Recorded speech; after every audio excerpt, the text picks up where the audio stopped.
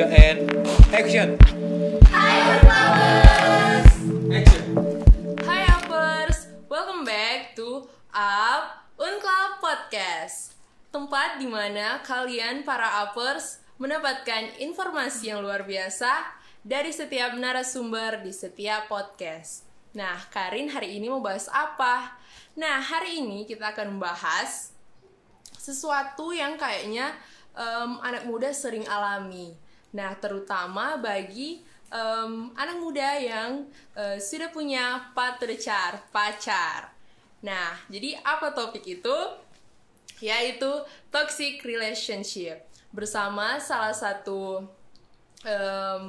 kakak kita yang mungkin teman-teman sudah kenal dan yang saat ini juga sedang berjuang dalam skripsi. Mohon dukungan teman-teman juga. Jadi tidak lama-lama, ini dia Kak Nikita Poluan. Halo guys. Halo, apa kabar Kak Niki? Baik. Oke. Nah, sekarang kita akan bahas bersama-sama dengan Kak Niki tentang toxic relationship. Nah, kita yakin seorang Kak Niki ini pasti banyak mantan, which is pasti so banyak pengalaman ini dalam pacaran. A bit. Nah, kalau boleh tahu pengalaman pacaran sebelumnya itu bagaimana Kak? Manis, pahit, atau asam, atau bagaimana? Silakan. Nano sih, ada DP asam, DP manis, DP pahit. Yes, begitulah. Jadi banyak rasa kan Kak? Iya, banyak rasa. Terus semenjak kapan Kak Niki ini mulai pacaran, suka cowok begitu? Kalau misalnya suka cowok, ya dari SD sih. Tapi itu cuma suka toh, kayak baru cuma suka. Kayak orang mengerti dong, orang pelawan jenis, jadi nggak suka gitu. Mari kalau misalnya orang mulai pacaran, itu dari SMP. Tapi pacaran yang cuma kayak cinta-cinta monyet, pacaran SMS-an. Nah, iya betul. BBM-an gitu. BBM-an. Cuma baku-baku chat, nyenak aja baku dapa. Oh. Jadi kalau baku dapa malu-malu no. Iya, biasa masih SMA atau SMP. SMP. Sorry. Nah, terus sejak kapan Kak Niki mulai merasa ada hubungan yang toksik? Kalau misalnya hubungan yang toksik itu yang tadi kan kita sudah bilang kita start kita pacaran, tapi itu waktu SMP. Mari kita pacaran waktu SMP itu kan ya tau lah anak SMP pacaran tuh bagaimana sih. Nah, jadi hubungan yang serius itu bukan serius juga sih, kayak dia lebih kesannya ada kayak lebih. Kalau misalnya SMA itu kan cinta SMA kayak dunia itu rasa milik berdua. Nah, itu di start itu pas SMA gitu. Nah, terus Kak Niki boleh mau ceritakan dulu, ini cerita dulu yang pas DP toksik ini. Jadi sih kalau misalnya orang bicara tentang toksik, mungkin teman-teman yang di rumah juga kan orang kayak so tau toksik itu apa sih. Jadi toxic relationship itu sih kalau menurut kita pribadi, dan dulu juga kita pernah di situasi yang begitu, itu pasti gak mudah untuk keluar dari that kind of situation. Betul. Gitu. Karena orang ibaratnya kayak hari-hari orang itu ada dengan orang yang sama. Tiba-tiba orang memutuskan untuk letting go. Itu nak mudah.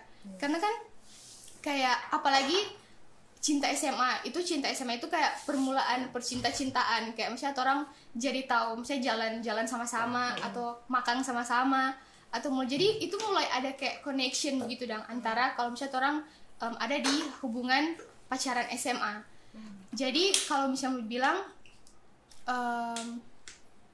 my toxic relationship itu bisa dibilang start dari situ, karena kita baru bisa merasakan kayak cinta yang sebenarnya itu pas SMA. Jadi kayak memang istilahnya kayak so tahu-tahu dong gitu sih. Nah, menurut Kak Niki ini setoksik apa sih tindakan dari pasangan yang sampai orang boleh mau bilang itu toxic relationship? Kalau menurut kita it depends sih, karena setiap orang itu orang memiliki hati yang berbeda-beda. Kadang kita presentasi hati tapi kekuatan hati ini mungkin bisa sampai kayak 90% kita kuat. Tapi ada juga yang lain orang itu terlalu nggak sekuat itu dong. Jadi kalau menurut kita ada orang yang dorang itu so ada di menggeluti itu dunia pertoksikan itu. Tapi dorang peraga itu sebenarnya so nak bisa dong. Tapi dong hati ini yang masih kayak bilang, ndak, ngana masih bisa, ngana masih sanggup. Ngana itu masih boleh mau jalani ini semua dong. Padahal sebenarnya so nak bisa. Nah, kalau misalnya menurut kita toxic relationship itu startnya dari mungkin pada saat orang pasangan itu so kayak atur pat orang sudah melebihi orang atur pat orang itu so melebihi yang orang kira dan kayak maksudnya orang kan cuma pacaran atau belum tunangan, belum juga kayak berpikiran untuk ke depan kayak menikah, married begitu. Jadi otomatis orang pedunya itu orang itu ada private life, orang ada privacy dan kalau misalnya orang itu so masuk kayak apa so terlalu masuk dalam orang privacy itu kayaknya sebegitu sih. Apalagi kalau misalnya mau kemana-mana orang mesti mau bakabar. Memang itu bakabar bagus dong, bakabar bagus. Mar kalau misalnya dia kayak lama-lama orang mau kemana mesti mau foto atau misalnya kayak orang rupa mau jalan kemana-mana rupa dia nak percaya dong begitu. Jadi orang ini kalau mau jalan kayak ada happiness dong rupa kita mesti telepon lupa tapi cowok, kita mesti kirim foto di ngoni. Jadi kan kalau misalnya orang ada dengan orang teman-teman itu akan kayak rasa nggak nyaman dong gitu karena nak bebas karena orang kayak dikontrol gitu. Betul. Nah, dari yang apa Kak Niki so bilang tadi, menurut Kak Niki jadi bagaimana dong toxic relationship itu? Kalau menurut kita pribadi, ini dari kita opini pribadi, toxic relationship itu adalah ketika orang sebagai wanita, ini dari persepsi cewek nih, orang sebagai wanita itu orang so nak bisa rasa orang pediri yang sebenarnya. Jadi kayak orang pacaran tapi orang nak pernah tahu orang ini seperti apa sih, kayak orang pediri itu orang so nak kenal. Karena kenapa orang pediri ini orang kayak terlalu dikontrol orang lain, orang tidak bisa mengapresiasikan apa yang orang punya dan jadi sama dengan maksudnya rupa kayak orang yang ada perkembangan dalam itu hubungan. Kan sebenarnya pacaran itu untuk membangun tuh, pacaran itu untuk membangun, saling memotivasi yang satu sama lain. Tapi kalau misalnya dalam pacaran juga orang itu ada motivasi, malahan kayak ada lebih bisa dibilang kayak kekangan yang bikin orang itu tidak bisa berkembang dalam orang kehidupan pribadi, ya kita rasa orang mesti pikir akan hal itu dong. Karena itu kalau toxic relationship itu pada awalnya ya kayak dia itu startnya orang nggak pernah tahu kalau ternyata orang ini ada di toxic relationship, ada di kondisi saat itu dong. Contohnya kayak balarang-larang, orang rasa biasa aja.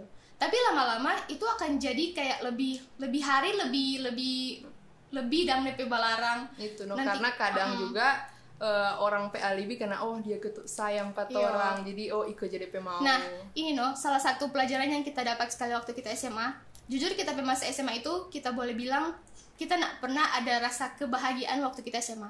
Karena kenapa? Kita teman-teman lain, I can say nih, dorang itu rupa kayak dorang boleh mau berjalan dengan siapapun, dorang bisa. Dorang mau ikut kegiatan ini bisa. Tapi kita pribadi, kita orangnya itu kayak kita suka berpikir orang lain berperasaan. Jadi kita ini kayak memikirkan kita pasangan perasaan waktu itu. Jadi kita kayak menempatkan kita diri pada dia kehidupan, maksudnya menempatkan diri pada kehidupan itu apapun yang akan kita bikin, kita nak mau bikin dia sakit hati. Jadinya kita kayak mengorbankan apapun yang kita punya, apapun yang kita suka gitu. Nah, oke. Baik, terima kasih Kak Niki. Nah, kita juga masih penasaran apa masih ada pengalaman toksik yang lain yang lebih parah dari yang sudah tadi Kak Niki bilang. Kalau misalnya toksik, kita toksik itu bukan toksik yang kayak sampai bapukul atau itu enggak. Karena kalau misalnya sampai saja kita pasangan tuh hari begitu, sudah komang. Soalnya enggak komang itu. Tapi kita toksik itu lebih ke kita nak jadi seperti kita diri sendiri waktu kita pacaran waktu itu. Terlalu banyak kekangan, terlalu banyak larangan. Jadi kita nak berkembang. Hari-hari orang cuma baku marah terus karena egois masing-masing dong. Karena dia larang pak kita juga memutuskan larang pak dia. Jadi apapun yang dia baking, kita mesti kontrol terus. Bayangkan rupa kayak misalnya orang itu bisa mau pantang DP teman-teman pe story formulia dia pe keberadaan itu ada di mana, dia ada dekat dengan cewek enggak? Karena pada dasarnya dia lagi larang dong empat orang dekat dengan bergaul dengan cowok atau orang lain. Jadi waktu dia juga keluar, kita kayak larang dong. Ngana yang boleh pergi. karena kita cuma di rumah toh. Jadi karena kita cuma di rumah, kita beranggapan bahwa kita berasumsikan bahwa dia nanti mau balikan dengan cewek-cewek lain, karena pada dasarnya orang hubungan itu sudah terbentuk begitu, saling baku-baku larang dari pertama. Jadinya tuh tingkat kepercayaan itu memang sama sekali nyenda ada dan gitu. Betul. Nah, selanjutnya jadi menurut Kak Niki sebenarnya apa yang pondasi dalam hubungan itu? Fondasi dalam hubungan ini, waktu orang SMA, orang itu pilih pacar nak pernah berdasarkan kriteria. Kalau nggak ganteng aja jadi kita.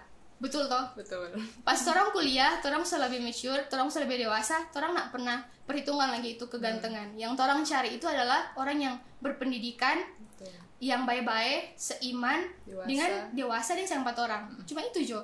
Maksudnya kayak misalnya orang senyap pernah mau pikir dan itu ngana rupa itu seperti apa. Cuma kalau tapi teman-teman bilang kayak misalnya tapi teman-teman yang lain kita tanya, kayak pas nggak jadi deng dia kok mang kalau mau bilang biasa-biasa Jo, pasti orang akan bilang begini, ndak, dia itu ndak begitu.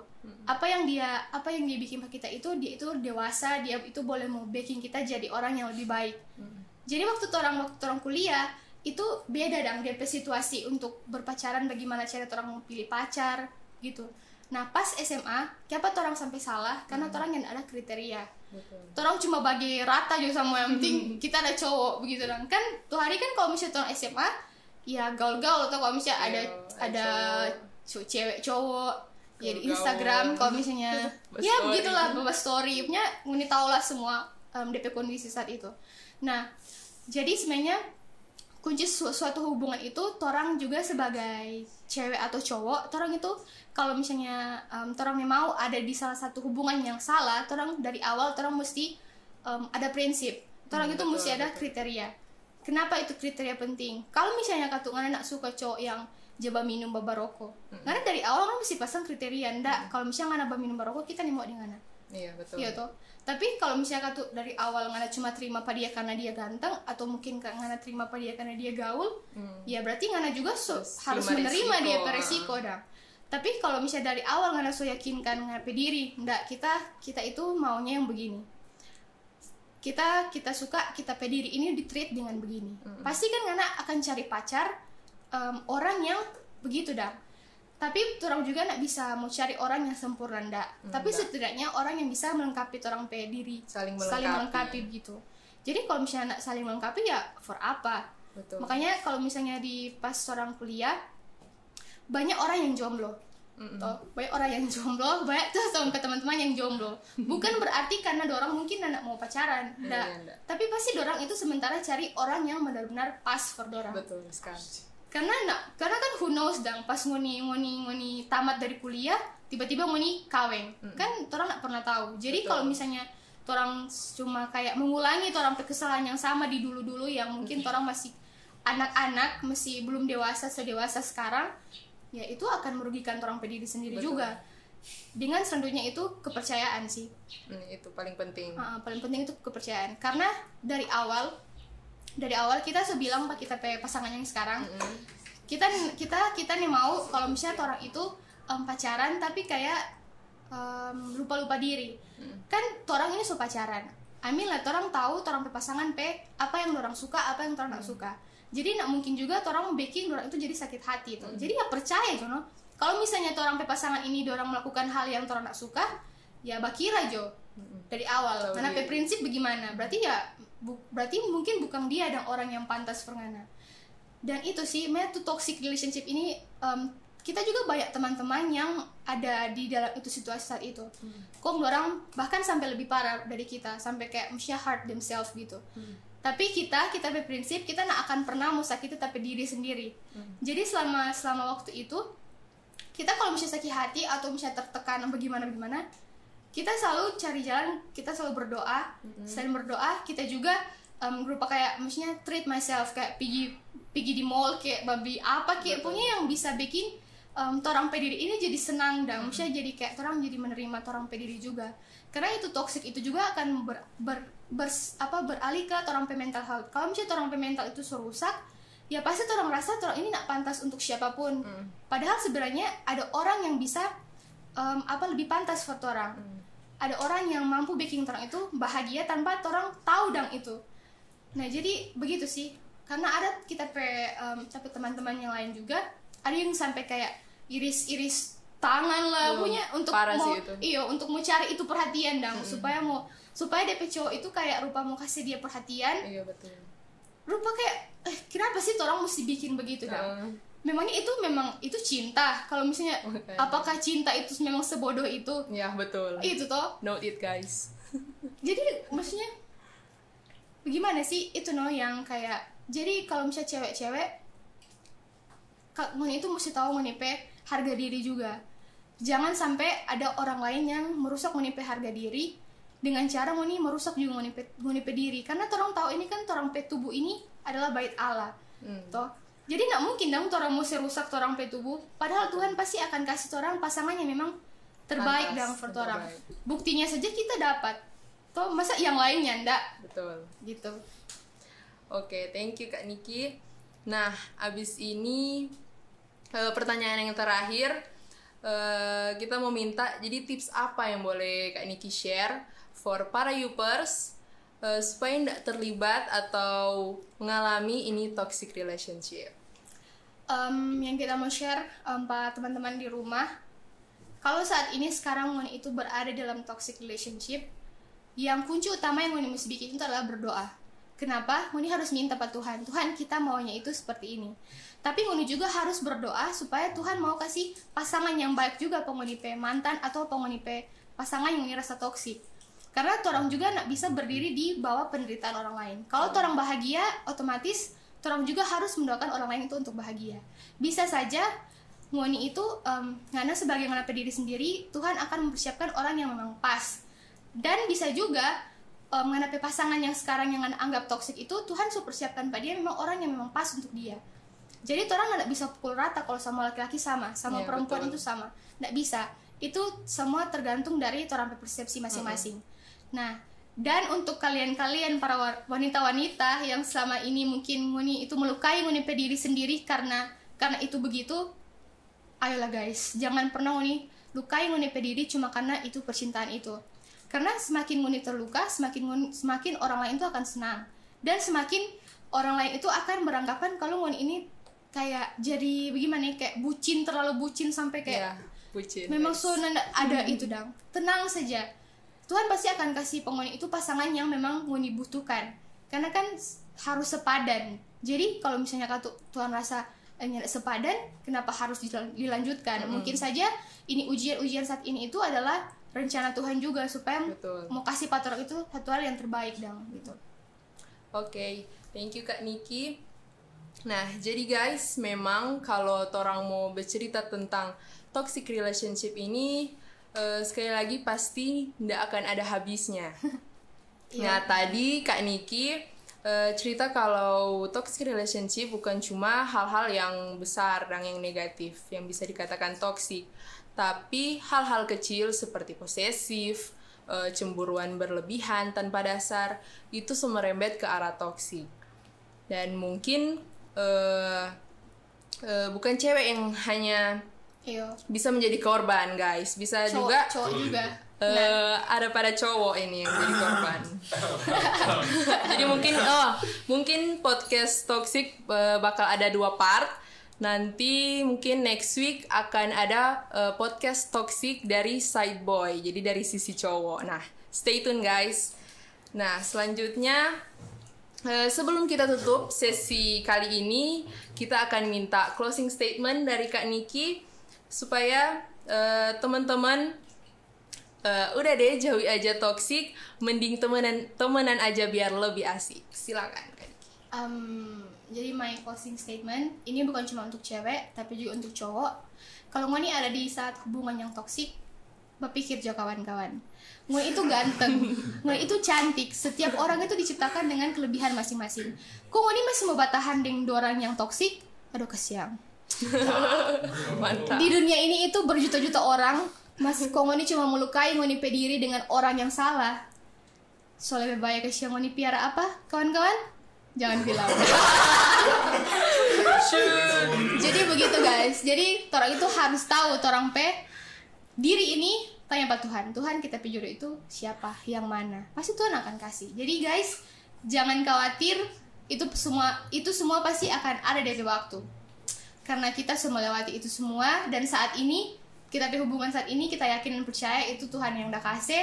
Jadi kita tahu kalau apapun yang akan terjadi, Tuhan pasti nggak akan pernah mau campur, nggak akan pernah mau putus tangan ke kita dengan kita berpasangan saat ini. Oke, beri tepuk tangan dulu guys.